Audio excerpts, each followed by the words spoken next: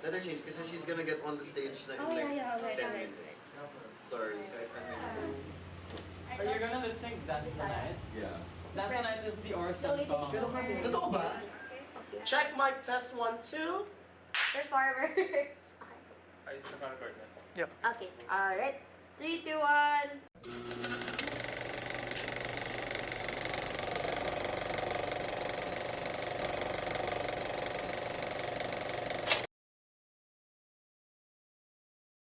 Drag has been at the forefront of the movement forever. We are the most flamboyant expression of queer. Sobrang cliche answer, pero drag is political. Drag always has been and will always be political. Just the very nature of drag has always been pushing against what's normal, what people deem as decent. So in that way, political talaga siya. May pinaglalaban siya kahit anong pagbalibaliktad mo ng essence ng drag. It's always fighting for something. It's always fighting against something. The LGBTQ community needs the drag queens, honestly. You need to see these creatures. You need to see these fabulous people just living out their best selves. It's like self-love, but actualized. Everyone in the LGBT community deserves to love themselves after being taught so much hate or self-hate, and after being on the receiving end of so much hate. It means so much. Ballroom made me express who I am through velour. It made people express their true self through their art, through their identity. Ang mundo ng drag ay makulay. Ang mundo ng drag ay masaya. Ang mundo ng drag ay hindi lang nakikita nyo sa TV na make-up lang kami tapos na-perform lang. Yun, yun, nasa puso namin yun. Magandang aral din. Hi, I'm Riley, and my pronouns are she, her. I identify as a cisgender bisexual woman. As an Atenean, I think it's more of like a protest. Pride has always been a protest in my opinion, because it's like you're trying to challenge the norm of society. And being here, I mean, even if you're supporting, just supporting, it's like you're showing that you're willing to support the marginalized or those who haven't been as seen in society. Hi, I'm Chiew and I identify as a homosexual and a gay. I think definitely it's the community, but the community that you have to be in. So, dito ka para kasama yung mga fellow mga bading mo, gano'n. But most importantly, it's a communal protest that Ateneo stands for gay rights, so GST rights, and women's rights. So, it's basically a protest of what we fight for in our nation values, but also our personal values. Hi, I'm Monty, he, him, gay, or homosexual. Hi, I'm Arthur. I also go by he, him, and secret muna. Actually, ayun, hindi na kami Ateneo students. Nasa UP na kami. Everyone is freely able to express themselves and there's no judgment here. It's clearly seen. No matter your sexual orientation, gender expression, and whatnot, you're accepted in the community. And it's such a big statement for the LGBTQ community as a whole, because as much as we are fighting for acceptance, we're still a long way ahead. But events like these are very important to, of course, show that we have a place in this world. And yeah. And it's also not just a march, it's also a protest because we're still fighting for equal rights in this world. And it's nice to see that there's a safe space for people like us to be who we are without judgment and discrimination.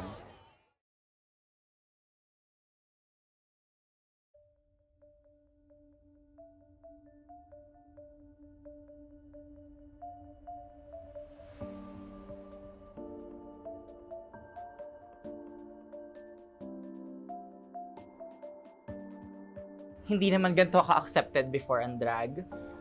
So being misunderstood is not new to us. But for the most part, I think it's united the drag community na parang, okay, we've been breaking through the mainstream. Now, how can we bring drag to the legislation? Literal batas na yung kalaban, nakulong na si Luca. So parang, this can happen to anyone. It doesn't have to be a religious performance. It can be a performance that the masa deems as distasteful, as ayaw nila. Whether that be lewd, crude, simply stupid. Pag sinabi ng masang ayaw nila, apparently, that's legal basis for you to be put in prison. So, nagising yung drag community na parang we have to, again, Soji Bill, parang kailangan natin maghanap ng way to protect ourselves, protect our art form. Drag is an expression kung ano yung nasa sa loobin mo. Drag is, of course, a protest para din sa loobin din namin. Drag is an art, not a crime. I wanted to have this avenue where I can express my performance, where I can voice out my advocacy. Not only the drag community, but also the LGBT community is kind of attacked. Luca opened up the conversation that we needed to have a long time ago about artistry and limits to how we can create art in the Philippines. Luca's performance, to me, she did nothing wrong. She was merely expressing how she did her faith. And I think with her arrest, while it may have scared some other queens from saying anything about it, for whatever reason they may have about being silent, it also empowered and emboldened a lot of other queens to truly stand up for what they believe in, stand up for art, and not allow this culture of silence to depreciate the art form. In simpler terms, Luca is an icon. I have such strong feelings about that. We shouldn't be persecuted for that because it's our own context. Having somebody else say that, oh, it's against the law to express who you are, that's kind of like off.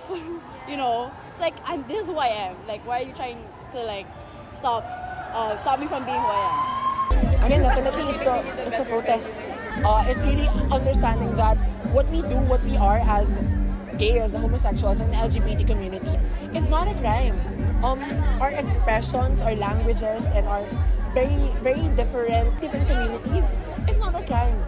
We're merely being alive and being ourselves and existing, and it is definitely not a crime to be here. As much as so many events really expounding on acceptance and inclusivity exists nowadays, the issue of religion as well, intertwined, interconnected.